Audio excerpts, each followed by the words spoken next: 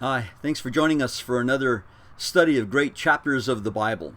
I'm Zeke with the Eastside Church of Christ in Baytown, Texas, and we've been looking at this series of great chapters of the Bible, both from the Old Testament and the New Testament, and we've gone from the Old to the New, and this time we're going back to the Old Testament because there is no shortage of great chapters in either Testament. Today we're going to be looking at Exodus chapter 20, where Moses is given what we know as the Ten Commandments from God.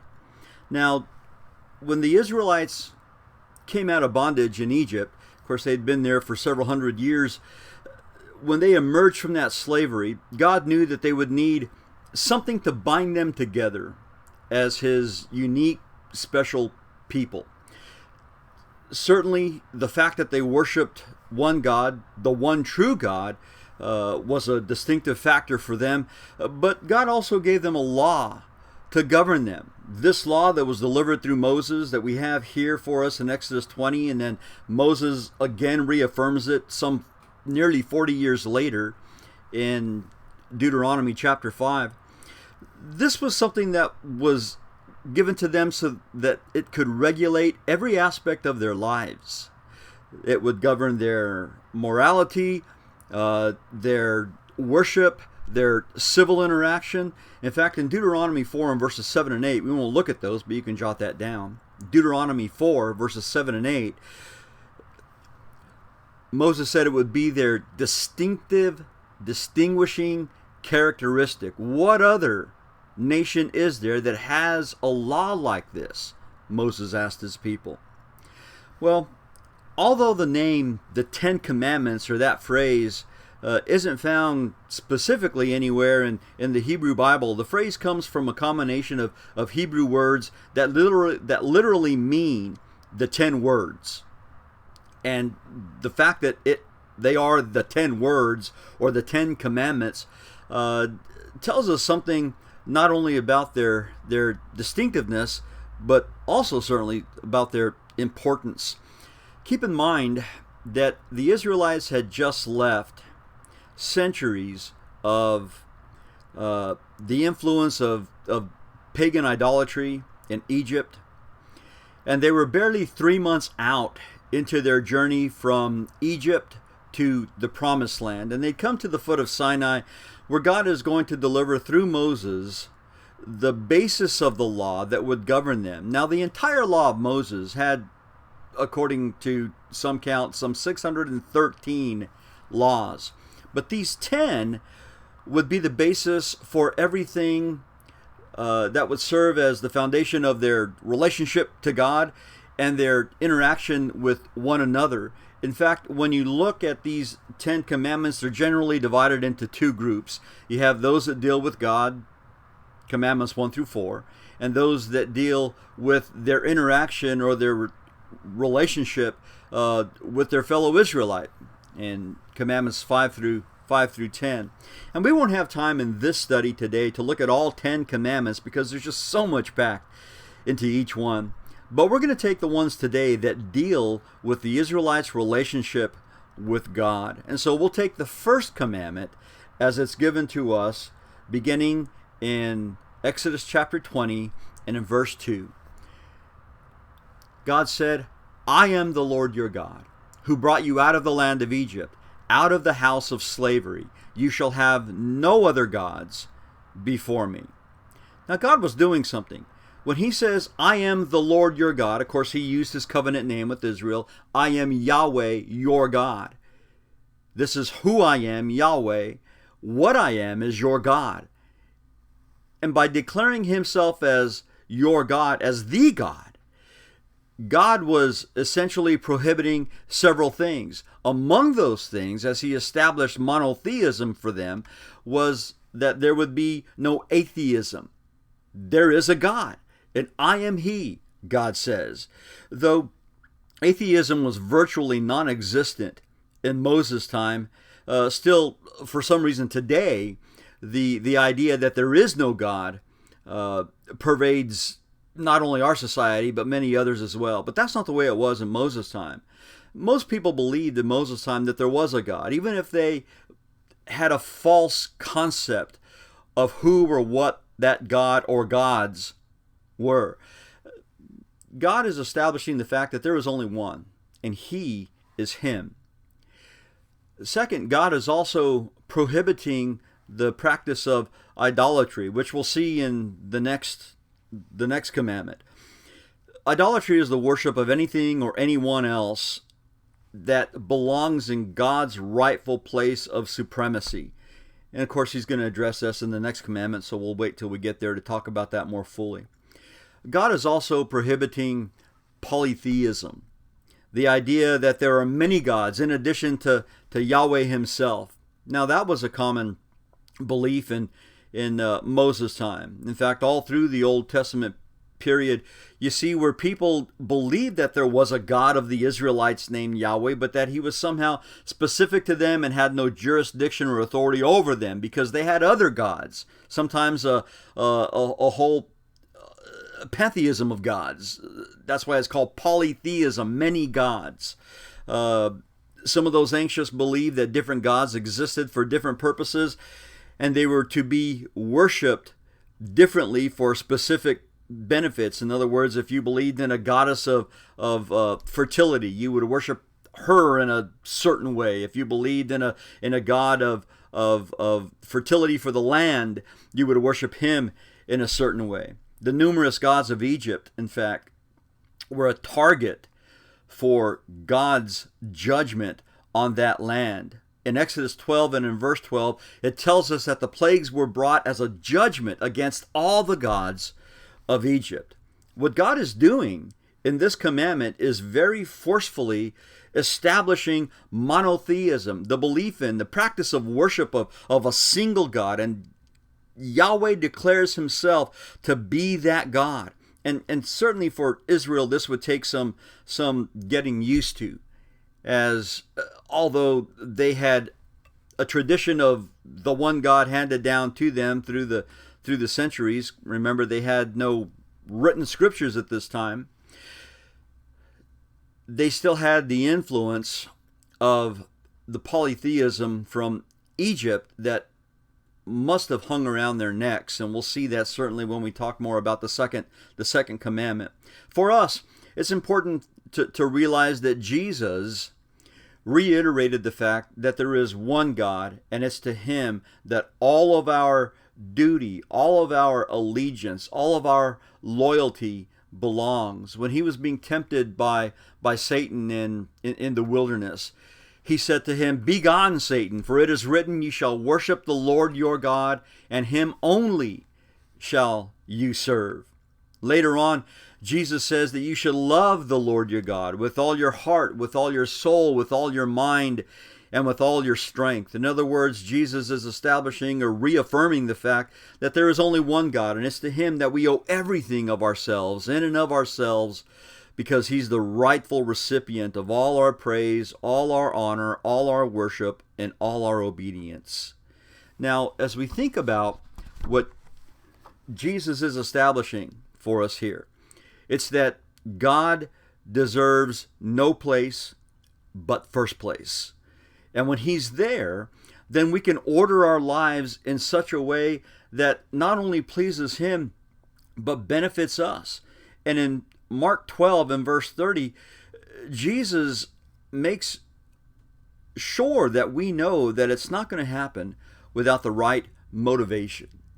Well, back in Exodus chapter 20, let's continue on with the second commandment.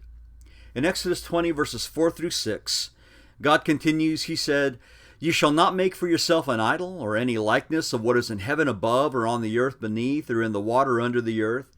You shall not worship them or serve them, for I, the Lord your God, am a jealous God, visiting the iniquity of the fathers on the children, on the third and the fourth generations of those who hate me, but showing loving kindness to thousands, to those who love me and keep my commandments." Now, let's think for a moment about the necessity of this specific commandment. It was necessary for a couple of reasons. One was because God knew the fickleness of His people and what they would eventually get themselves up to, and we'll talk about that in a moment. But also, as we mentioned before, the fact that they had come out of this realm of influence of the Egyptians, who worshiped just a panoply of gods, a whole bunch of different gods in a bunch of different variations of manifestations. God wanted them to realize that He is not only the only God, but they needed to realize that they couldn't make anything like the Egyptians did that could capture who He was. In fact, it was in spite of the very things that the Israelites would get themselves up to later on. Almost immediately after they left Egypt, Moses was up on the mountain receiving the law from God, and he'd been up there for quite some while. They began to get worried. They didn't know what was going to happen to him. They didn't even know if he was coming back. And so what they did was they fashioned for them a golden calf, and they raised it up and said, "Behold, the God who brought you out of Egypt." Almost immediately, Israel fell into the snare of idolatry. And it wasn't that they were necessarily worshiping another deity, but they made a statue, and they pictured it to be God Himself.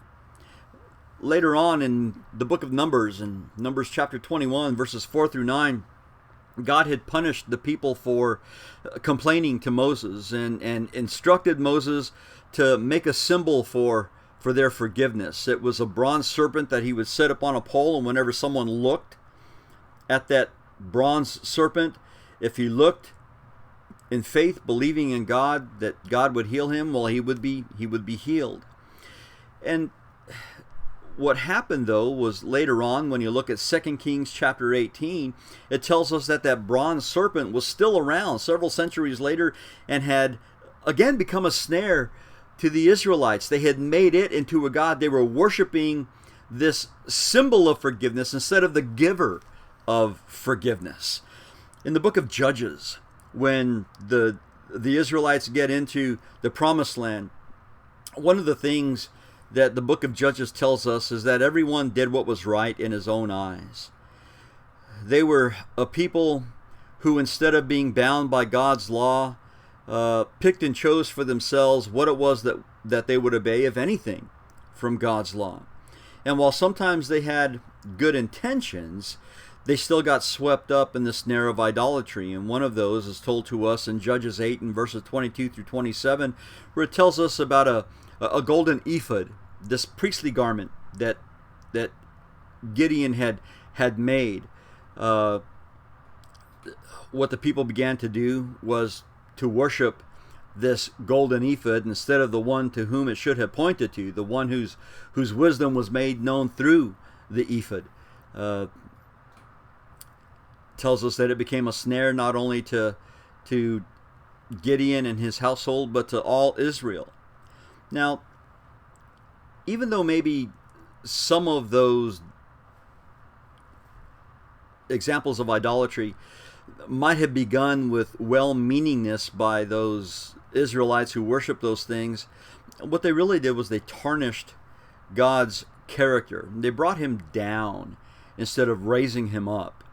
And I'd like for us to just consider some things about what idolatry does as it pulls God down instead of raising Him up.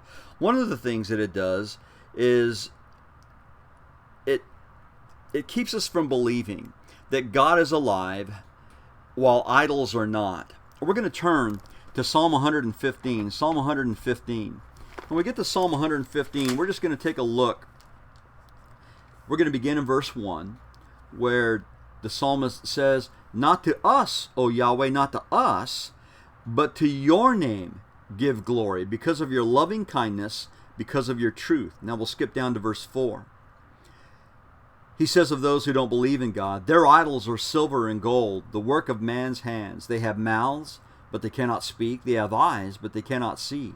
They have ears, but they cannot hear. They have noses, but they cannot smell. They have hands, but they cannot feel. They have feet, but they cannot walk. They cannot make a sound with their throat. And those who make them will become like them, everyone who trusts in them." The idea is that these idols, these works of men's hands, are just that. They're still life, and there is no life in them, because only God is alive. Second, we need to understand that the difference between God and idols is that God is infinite, while idols are not. For this, we'll turn to Psalm 90, and we'll just look there at verse 2. Psalm 90, and in verse 2. In Psalm 90, and in verse 2, the psalmist says, "Before the mountains were born, or you gave birth to the earth and the world, even from everlasting to everlasting, you are God." Now before, when we had looked at Genesis chapter 1, as we began our studies in great chapters of the Bible, the very first verse that we read was, "In the beginning, God created the heavens and the earth." Now that doesn't mean certainly that God himself had his beginning there. He was before that beginning, before the beginning of the world, because he's infinite. As the psalmist tells us here, he is from everlasting to everlasting. And finally, the difference between God and idols is that God is formless and idols are not.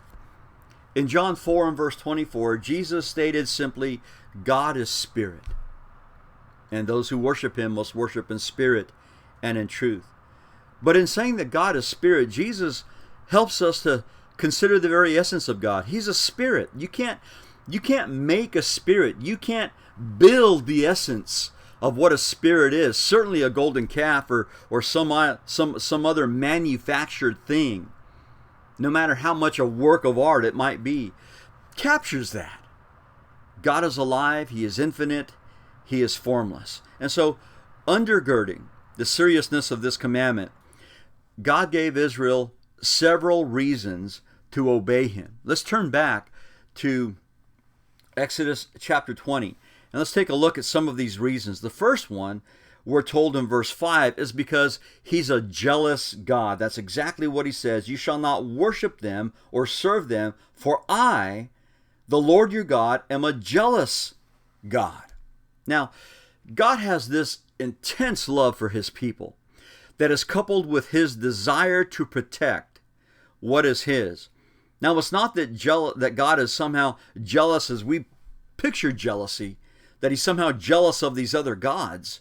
No, what it means is that God rightly and flatly refuses to share his people with any other.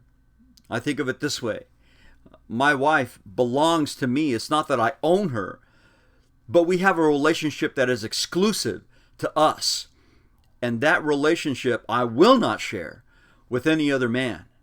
I am jealous of her in that way. In much the same way, God is jealous of his people. Secondly, he reminds his people in verse 5 that he's also not only jealous, he's also the judge.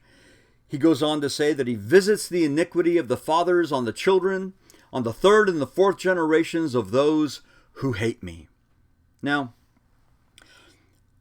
when this speaks of God's determination to punish successive generations, it speaks of the fact that when they decided to commit the same sins as their fathers, they can expect to receive the same consequences of their fathers. When you disobey God, it's not something indifferent that you do or that they did. It was a symbolism of their rejection of God. It was a symbolism of their hatred of God, and God puts it in very strong terms. For those who hate me, for those who persist in disobedience, well, they can expect that the children will receive the same punishment as their parents did. Anyone who rejects him faces consequences.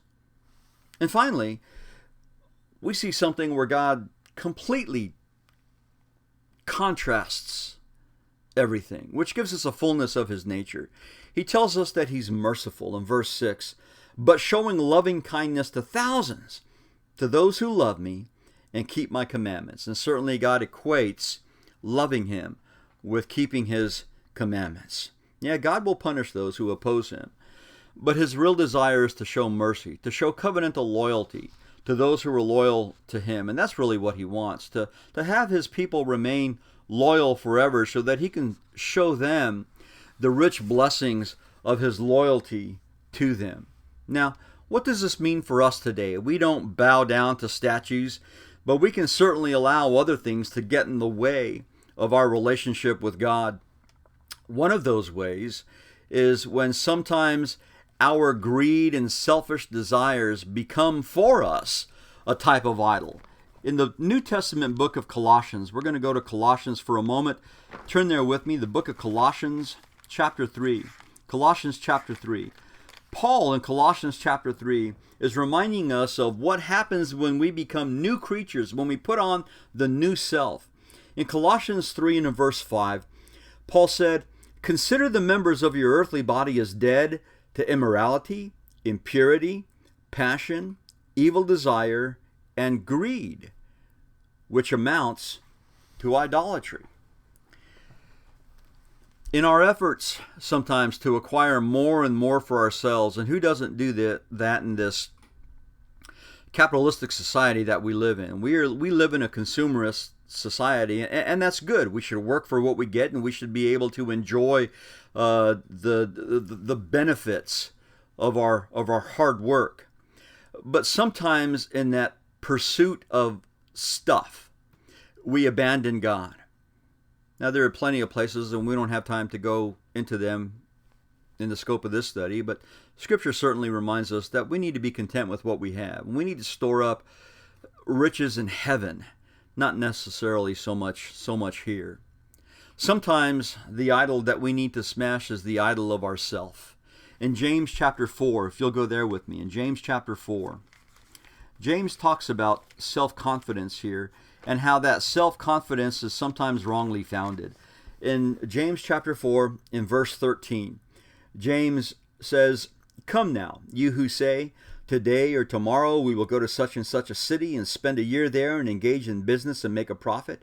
Yet you do not know what your life will be like tomorrow. You're just a vapor that appears for a little while and then vanishes away.'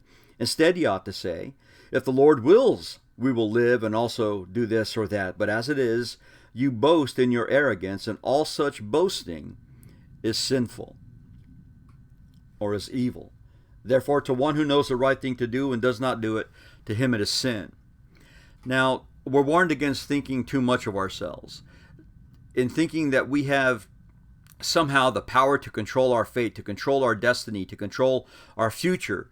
Now, that doesn't mean that we can't make prudent plans and do our best to stick to that foreplanning, but it should remind us, or at least help us remember, that God is the one who holds our future. God is the one who determines our fate and our destiny. And we need to place ourselves in His hands and plan according to His will. And finally, another idol that we need to smash sometimes is the influence of other people. We won't turn there, but in Acts chapter 12 and verses 21 and onward, we find that the people there were listening to Herod, and because they were so intent on pandering to him, because in large part he held the power of whether or not they would get food in their country in himself. They wanted to make him feel good, and when he spoke to them, they said, "Oh, the voice of a God and not a man." And it tells us later on that Herod ate that up, and because he became so full of himself, he died a very horrible, painful death. But we shouldn't miss the point. While we may not call other people gods, the truth is that we may invest far too much confidence and trust in others. Sometimes we place that confidence in politicians, sometimes it's in entertainers or sports figures, sometimes it's even in religious ministers. We should realize that all men, and any woman are simply human, and far too often we display our humanity in our weaknesses, in our shortcomings, in our failures. People are fallible, and sometimes we can be misled by wrong thinking, and sometimes people can lead others astray by that wrong thinking. We need to heed what John the Apostle wrote in 1 John 5, "Little children, guard yourselves from idols." Let's go back to Exodus chapter 20 and take a look now at the third commandment. In Exodus 20 and in verse 7, God says, "You shall not take the name of the Lord your God in vain, for the Lord will not leave him unpunished who takes his name in vain." Now, the warning in this third commandment is about using God's name in a frivolous way or some disrespectful way. In fact, the phrase, "You shall not take the name of the Lord your God in vain," literally means to raise up Yahweh's name for no good. And it has to do with using his name in either in a worthless way, either making light of it, mocking it, or using it to back up a promise or a vow that you maybe have no intention of keeping.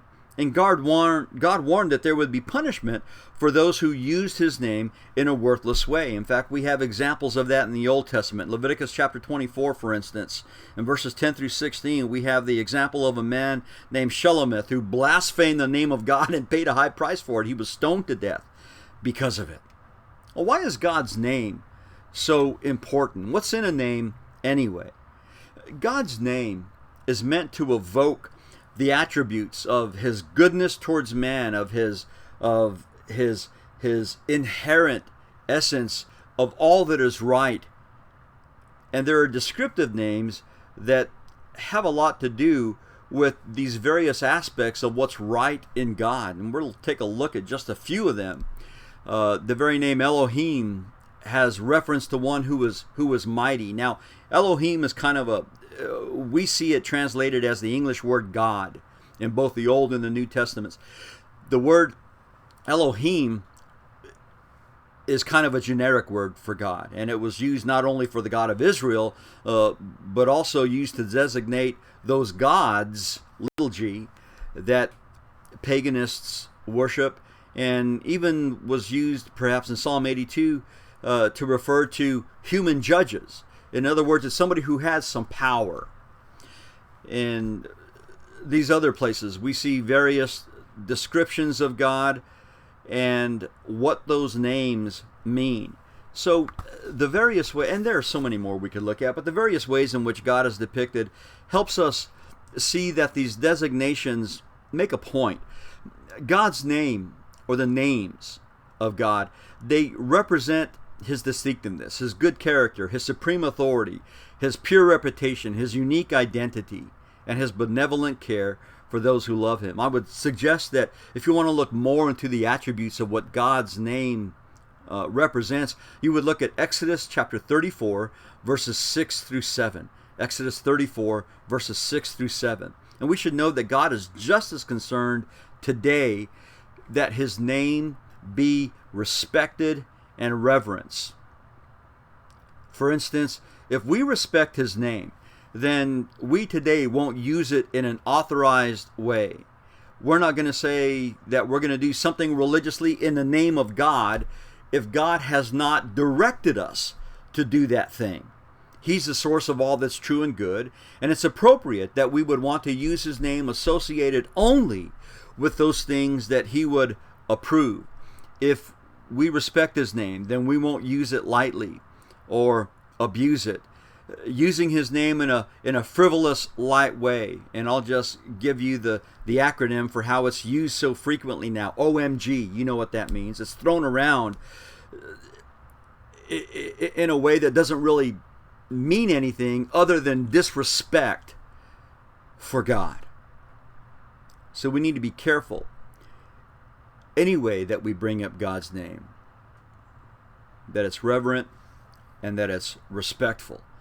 And if we respect his name, then we won't use it hypocritically. As people who identify as the people of God, if we identify with the Son of God, who himself is deity, then we should take great care in representing him and his work in us with sincerity and authority. We need to make sure that if we call ourselves by the name Christian, we call ourselves after the Son of God, then we need to make sure that we conduct ourselves of those who are certainly worthy enough to wear that name.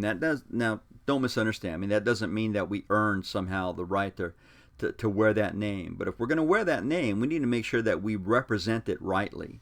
And finally, we should understand that we should live honestly as we do this. We need to be people of integrity and reliability, and we need to take every opportunity to hold that name high. Keeping His name ever before us is going to help us to maintain our godly focus and to keep our priorities straight. Now back in Exodus chapter 20, as we continue in these 10 commandments, we're going to look at the final one, the fourth one, the Sabbath one. In Exodus 20, in verses 8 through 11, we read, "Remember the Sabbath day to keep it holy. 6 days you shall labor and do all your work.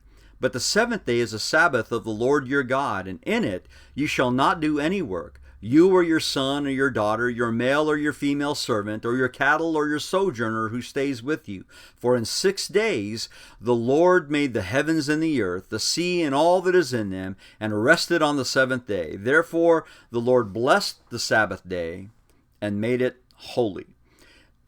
The Sabbath day came on a certain specific day of the week, the seventh day. And this commandment, the final one we're going to look at today, is the longest commandment in these 10 commandments, and it comes with 2 supporting reasons why it should be obeyed. The first one is told to us in verse 11, God's rest after creation. "For in 6 days the Lord made the heavens and the earth, the sea and all that is in them, and rested on the seventh day.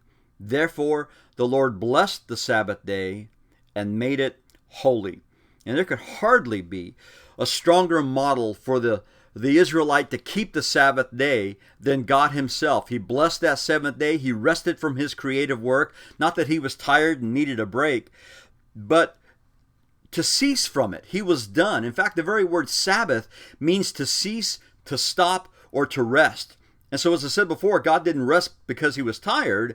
Rather, He ceased from work to establish this cycle of 6 days of work and 1 day of rest. And the second reason is given to us in Moses' reiteration of these 10 commandments in Deuteronomy 5 and in verse 15, where he says, "You shall remember that you were a slave in the land of Egypt, and the Lord your God brought you out of there by a mighty hand and by an outstretched arm. Therefore the Lord your God commanded you to observe the Sabbath day."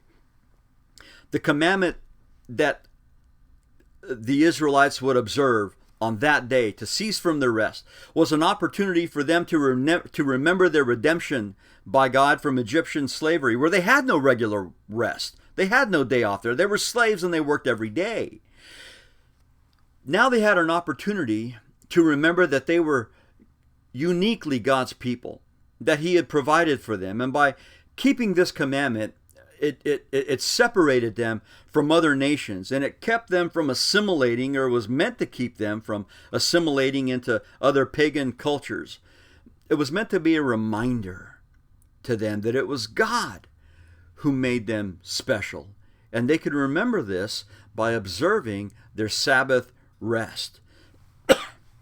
Excuse me. Now, in order to reinforce this idea of rest and no work, there were specific restrictions that God had placed on them. They were to cease on the day of ceasing certain things. There could be no work, either by man or animal. And that's in Exodus chapter 20, in the passage that we just looked at in verses 8 through 10. Exodus 16 tells us that there was to be no baking or boiling. Exodus 35 reminds us that no fire could be kindled on that day. Jeremiah says that it was a day where there would be no burden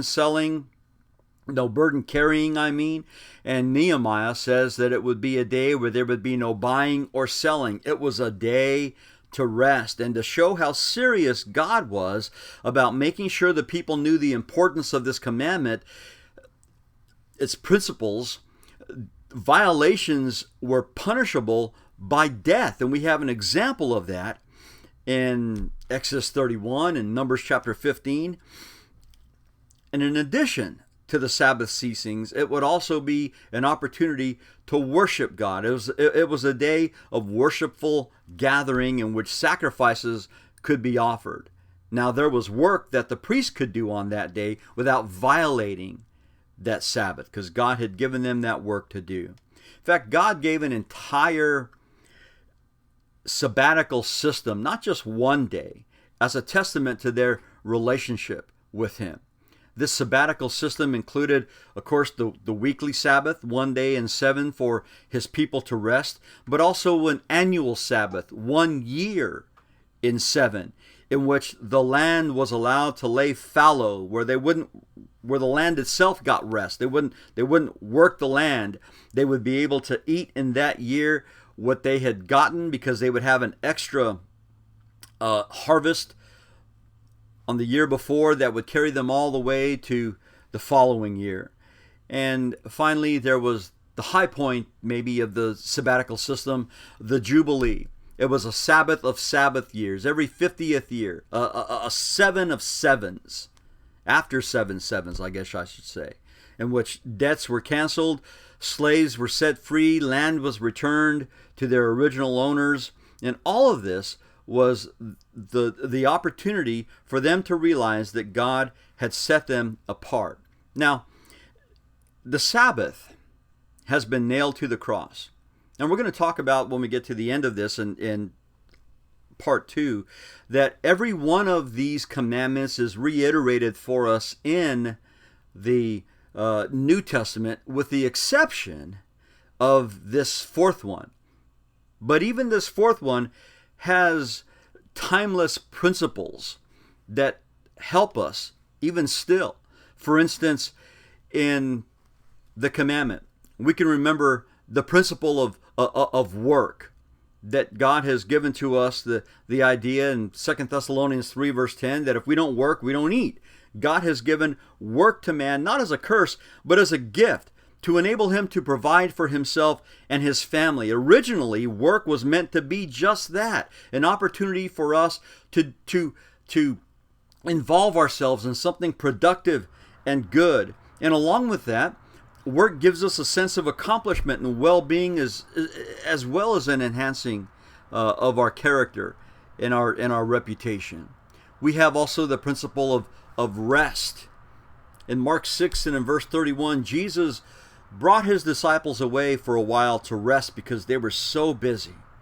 Now, work is not all that we are. Work is not the summation of human existence.